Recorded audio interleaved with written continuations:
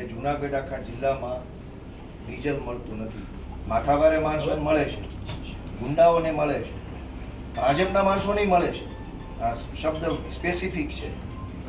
ખેડૂતોને નથી મળતું. આખા દિવસ લાઈનમાં ઉભા રહે તડકામાં, કે આ અત્યારે ડીઝલની સમસ્યાના કારણે પૂરતું વાવેતર નહીં થાય તો માત્ર ખેડૂતને નહીં, અનાજનું ઉત્પાદન ઘટશે.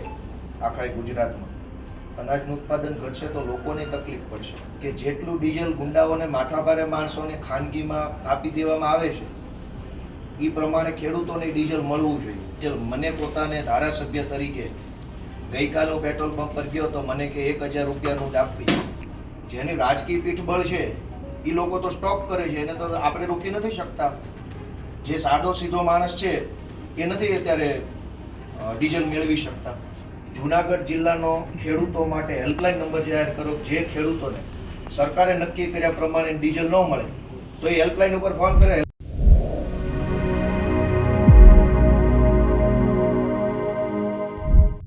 આમ આદમી પાર્ટીના નેતા ગોપાલ ઇટાલિયા બળદગાડા અને ઊંટ ગાડીને લઈને સીધા કલેક્ટર કચેરીએ પહોંચ્યા છે.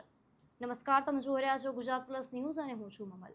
તો આવો જોઈએ સમગ્ર મામલો કે ગોપાલ ઇટાલિયા બળદગાડા અને ઊંટ ગાડીને લઈને કલેક્ટર કચેરીએ શા માટે ગયા છે.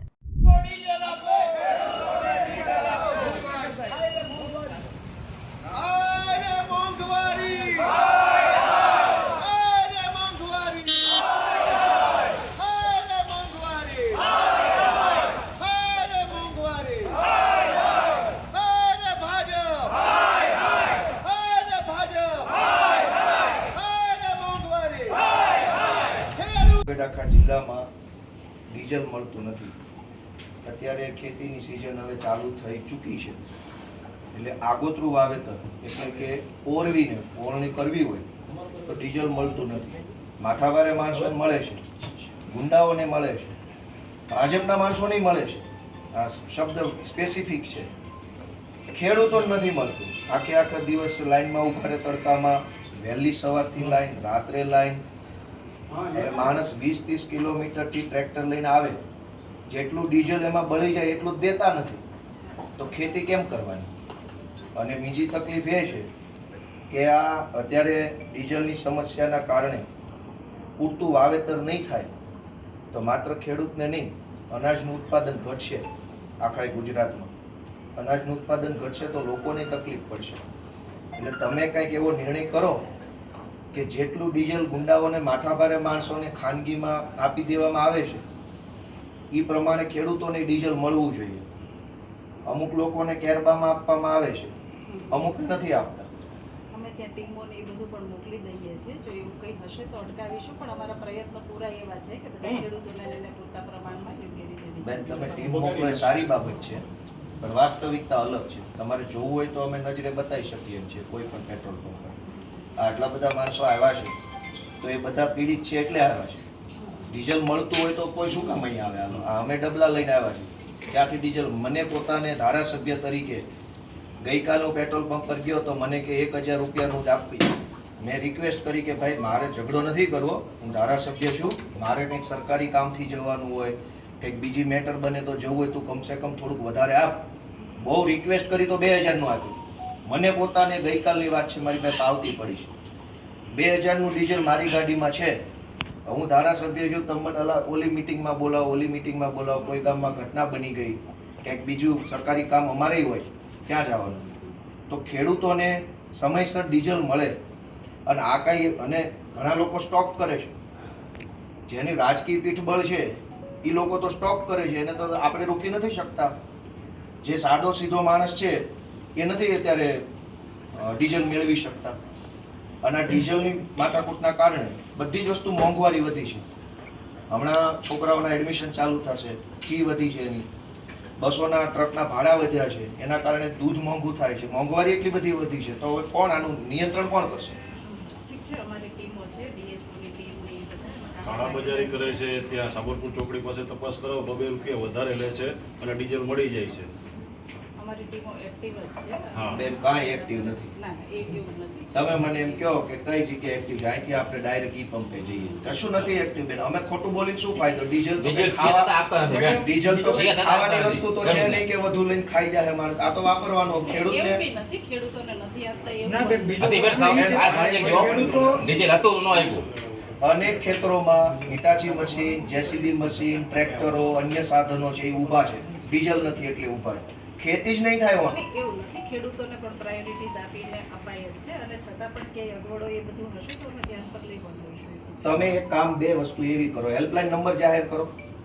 જુનાગઢ જિલ્લાનો ખેડૂતો માટે હેલ્પલાઇન નંબર જાહેર કરો. જે ખેડૂતોને સરકારે નક્કી કર્યા પ્રમાણે ડીઝલ ન મળે તો એ હેલ્પલાઇન ઉપર ફોન કરે. હેલ્પલાઇન તો જાહેર કરો તો તમને ખબર પડે ફરિયાદો કેટલી છે. અહીં હું આવ્યો જનતા વતી તો તમે મને કીધું ટીમ સક્રિય છે. ધારો કે ગ્રાઉન્ડ ઉપર ખરેખર ખેડૂતને તકલીફ પડે છે તો ફોન ક્યાં કરવાનો? નંબર તો છે નહીં. જેની પાસે અમારો નંબર હોય અમને કહે, અમે તમને કહીએ, તમે સરકારી જવાબ આપો. તો મને તમે એમ કહો કે હેલ્પલાઇન નંબર જાહેર કરો છો કે નહીં? હેલ્પલાઇન જાહેર કરો. ઇમરજન્સી છે આ. ખેડૂતોને અત્યારે ખેતીની સિઝન છે અને સંગ્રહખોરી ક્યાંય થતી હોય ભેગું કરી લે.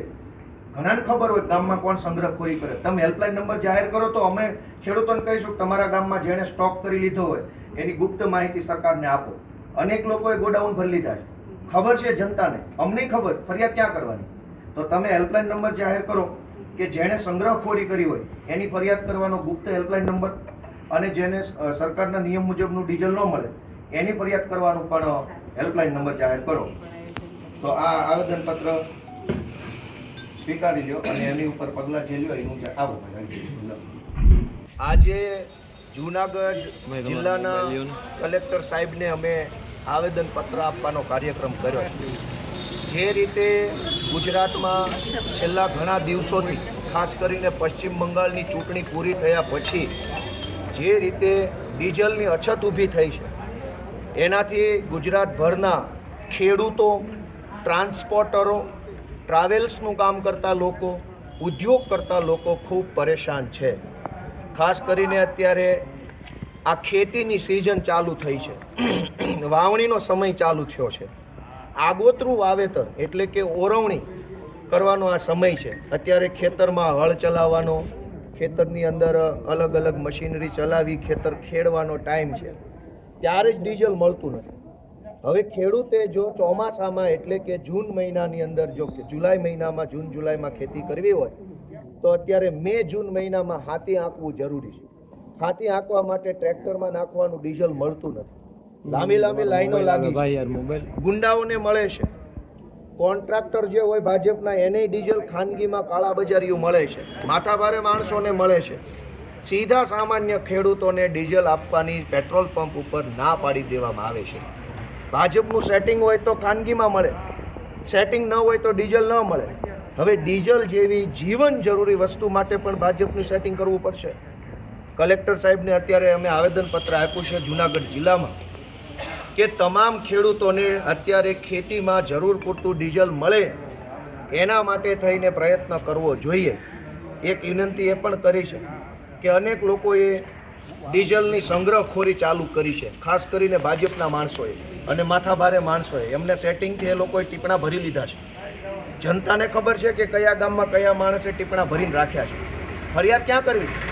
મેં કલેક્ટર સાહેબના અધિકારી જે હોય એને વિનંતી કરી છે કે ભાઈ હેલ્પલાઇન નંબર જાહેર કરો કે જે ખેડૂતને ડીઝલ ન આપવામાં આવે એ હેલ્પલાઇન નંબર ઉપર ફોન કરી શકવા જોઈએ. જે પેટ્રોલ પંપ ઉપર સંગ્રહખોરી થતી હોય ત્યાંથી પણ જનતા હેલ્પલાઇન નંબર ઉપર ફોન કરી શકે એવો હેલ્પલાઇન નંબર જાહેર કરવાની વિનંતી કરી છે. મોંઘવારી બેફામ ફાટી નીકળી છે. સામાન્ય માણસનું જીવવું મુશ્કેલ બન્યું છે. સરકાર આખી કોઈ વાત સાંભળવા તૈયાર નથી. જનતા પીડાય છે. હમણાં દૂધના ભાવ વધ્યા, પેટ્રોલ ડીઝલ તો મળતું જ નથી. હમણાં ફોનના વચ્ચે, લાઇટના ભાવ વચ્ચે, બાળકોની ફી વચ્ચે, દવાખાનાના બિલ વચ્ચે, તો જનતાએ જીવવું કેમ? સરકાર આની અંદર ધ્યાન ન આપે તો જનતાનું જીવન મુશ્કેલ બને એવો આ સમય આવ્યો છે. ત્યારે આમ આદમી પાર્ટી વતી અમે આજે અમારી ફરજના ભાગરૂપે કલેક્ટર સાહેબને આવેદનપત્ર આપી વિનંતી કરી છે કે ખેડૂતોને લાઇનમાં ઊભું ન રહેવું પડે, ખેડૂતોએ ધક્કા ન ખાવા પડે. હવે ગામડેથી 5-10 લીટર પેટ્રોલ બાળીને પેટ્રોલ પંપે આવે તો પેટ્રોલ પંપવાળો એમ કે 2 લીટર જ આપીશ. 5 લીટર પેટ્રોલ બાળીને ટ્રેક્ટર લઈને તો ગસ પંપે આવ્યા તો પંપે આવ્યા એટલું પેટ્રોલ એ પંપવાળો ના આપે અને માથાભારે માણસોને મળે, સેટિંગ વેળા હોય એને મળે, આમ જનતા ન મળે. એટલે આ પરિસ્થિતિ બદલવા માટે થઈ અને અમે આજે આવેદનપત્ર આપ્યું છે. આશા રાખીએ કે જૂનાગઢ જિલ્લામાં આ ડીઝલની જે કંઈ તંગી અછત છે એ દૂર થાય અને ખેડૂતોને સમયસર ડીઝલ મળવા લાગે. ગોપાલ ઇટાલિયાનું આ અનોખા વિરોધ વિશે તમે શું વિચારો છો? કોમેન્ટ કરીને અમને જરૂરથી જણાવજો. અત્યાર માટે બસ આટલું જ. નમસ્કાર.